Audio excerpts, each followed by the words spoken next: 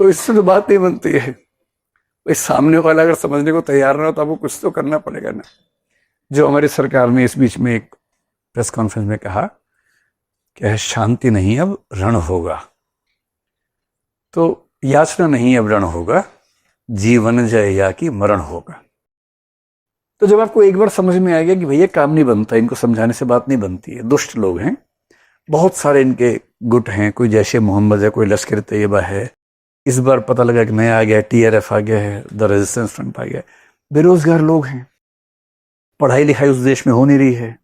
पढ़ाई लिखाई के नाम पे ज्यादा लोग केवल मदरसे की शिक्षा ले रहे हैं जिसमें साइंटिफिक एजुकेशन है नहीं, रोजगार है नहीं, आटा खरीदने में जंग हो रही है देश के अंदर।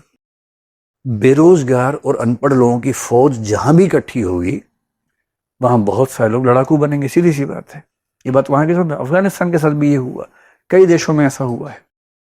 जहां जहां बहुत बड़ी लोगों की संख्या है, अनपढ़ लोग हैं, यह शिक्षा मिली है तो धार्मिक शिक्षा है, वैज्ञानिक शिक्षा नहीं है, साइंटिफिक एजुकेशन नहीं है, रोजगार है नहीं, तो अंत में क्या होगा? यही सब होगा। फिर अफीम की खेती होगी, आतंकवाद होगा, वो भी एक बिजनेस ही तो है। जितना रिस्क उतना बेनिफिट। आतंकवाद बिजनेस में रिस्क सबसे ज्यादा है तो बेनिफिट भी सबसे ज्यादा होता है, तो कई लोग इसमें उतर जाते हैं। तो उन्होंने फिर अपना काम शुरू कर दिया। 2016 में उड़ी पे हमला किया, ये सैनिकों पे हमला किया। 8 में सिविलियंस का हमला सबसे बुरा माना जाता है। उड़ी में 19 सैनिक हमारे मारे गए, और इस समय तक 2014 में नरेंद्र मोदी की सरकार आ चुकी थी। नरेंद्र मोदी और इंदिरा गांधी का स्वभाव एक जैसा है। अगर इनमें से कोई पीएम है और पूरी सपोर्ट के साथ है, मतलब पूरे बहुमत के साथ है, तो आप ये तो मान के चलिए कि खाली बातचीत तो नहीं होगी, कुछ तो होगा, ये तो आप मान ही सकते हैं। तो इनको लगा आज तक हमारा रिकॉर्ड है डिप्लोमेटिक बातचीत करने का, अब क्या करें? अच्छा, किसी दूसरे देश की सीमा में घुसना मजाक तो है नहीं। आप घुसे और वो कहते कि युद्ध शुरू हो गया, युद्ध ही शुरू कर दे। और युद्ध में दिक्कत नहीं है। देखिए, समझदार आदमी की पहचान क्या है? वो युद्ध खुद चुनता है। कोई आपको उकसाए कि युद्ध लड़ लो, मुझसे युद्ध लड़ लो, नहीं लड़ना है, क्योंकि आप फ्री नहीं हैं, आपके पास काम है। आपको अपना रॉकेट भेजना है चंद्रमा पे, मंगल पे भेजना है। वो जो एक स्टेटमेंट बहुत प्रसिद्ध है, उनके झंडे पे चंद्रमा है, हमारा चंद्रमा पे झंडा है। तो ये अंतर ध्यान रखना ना। हमें, हम उनके लेवल पे जाके झगड़ा करेंगे तो कैसे आगे बढ़ेंगे भाई? हमें नहीं झगड़ा करना, वो तो झगड़ा करने को तरस रहे हैं। समझदार आदमी झगड़ा तभी करता है जब उसको पता है कि इससे सिवाय कोई चारा नहीं है। चारा नहीं है तो झगड़ा करेंगे, चारा है तो बिल्कुल नहीं करेंगे। तुम मजाक बना लो, हमारा बना लो, हाँ अरे डर गए, हाँ डर गए, हम डर गए, हम बहुत डरपोक है, थैंक यू। आप ऐसा करो, उस तरफ चले जाओ, बलूचिस्तान की तरफ चले जाओ, वहां झगड़ा कर लो, हमसे मत करो। तो झगड़ा कोई उकसाए और आप झगड़ा करने लग जाए, आपसे बड़ा मूर्ख कौन है उसके बाद? तो ये भी चिंता है कहीं युद्ध हो जाए शुरू, और युद्ध में इतने रिसोर्सेस खर्च होंगे, इतने लोग मरेंगे। एक ठीक ठाक सा युद्ध जो 3-4 साल चलता है, मोटा मोटा अनुमान अगर मैं आपको बताऊं तो रूस यूक्रेन के युद्ध में कम से कम 1 से 2 लाख लोग यूक्रेन के और 4 से 8 लाख लोग रशिया के मर चुके हैं अब तक। ये मोटा मोटा अनुमान है, सच तो नहीं पता लगता इस मामले में। और भारत पाकिस्तान की आबादी उनसे बहुत ज्यादा है। तो अगर 3 से 4 साल युद्ध चल गया तो मोटा मोटा मान के चलिए 5 लाख तो स्कोर आएगा। और इस 10 लाख में कुछ हमारे घर के भी लोग होंगे ही। तो युद्ध केवल पबजी वाले मूड से करना है या बहुत सीरियस बात होगी तो ही करना है?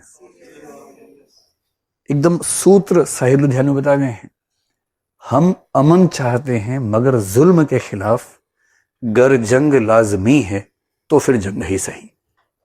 जंग केवल तब करनी है जब कोई चारा ना बचे, वरना युद्ध में आमतौर पे दोनों पक्ष हारते हैं, कोई नहीं जीतता है।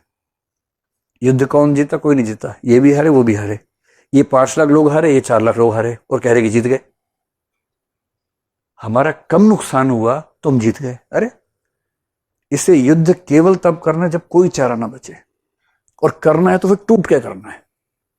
फिर ये नहीं कि फुलझड़ी चढ़ा के आ गए, फिर निपटा के आना है। और जब तक निपटाने का मूड ना बने, युद्ध नहीं करना है। अब इस सरकार ने क्या तय किया? अभी कुछ तो करना होगा ताकि मैसेज दें। तो इसके करीब 10 दिन के बाद हमारी सरकार ने क्या किया, सर्जिकल स्ट्राइक किया। सर्जिकल स्ट्राइक का मोटा मोटा मतलब हमारे कुछ सैनिक कमांडोज गए, उनका एलओसी के थोड़ा अंदर एक ठिकाना था, पूरा हमने उसका जो नेविगेशन से चेक किया, वहां जाके उनको मार के वापस आ गए। कितने लोग मरे पता नहीं, लेकिन मान लीजिए कि 20 से 50 आतंकवादी मरे होंगे। और देश को एक तसल्ली मिलेगी कि सरकार देश की सुरक्षा के लिए मुस्तैद है। अच्छा, कोई सरकार कितनी भी तेज हो, आप इस छुपन छुपाई को रोक तो सकते नहीं। किसी देश की आतंकवादी संगठन रात दिन रिसर्च कर रहे हैं, काम कर रहे हैं, और छुपके के दुश्मनों को मार के आ रहे। आप ये जीरो तो कभी नहीं कर पाएंगे। आप ये कर सकते हैं कि ये करने की कीमत इतनी हो जाए कि लोग 10 बार सोचे करने से पहले। अब 2019 में फिर से कर बैठे। उनकी बहुत बड़ी गलती थी, 19 के इलेक्शन से 2 महीने पहले कर दिया। अगर वो मोदी जी को नहीं चाहते थे, इलेक्शन के बाद करते।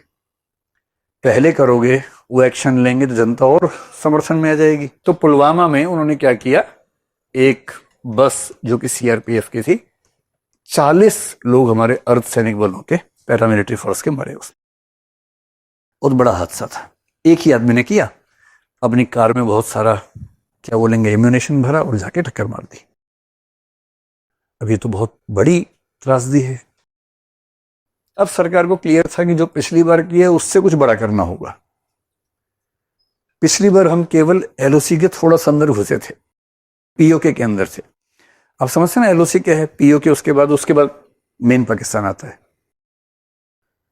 इस बार क्या किया, उनका एक प्रांत है खैबर पख्तूनवा। पाकिस्तान के 4 स्टेट्स हैं, खैबर पख्तूनवा हो गया, इधर पंजाब, बलूचिस्तान, सिंध। तो खैबर पख्तूनवा सबसे ऊपर जो नॉर्थ के साइड में है वो। उसके अंदर एक जगह थी बालाकोट, जहां एक टेररिस्ट कैंप था।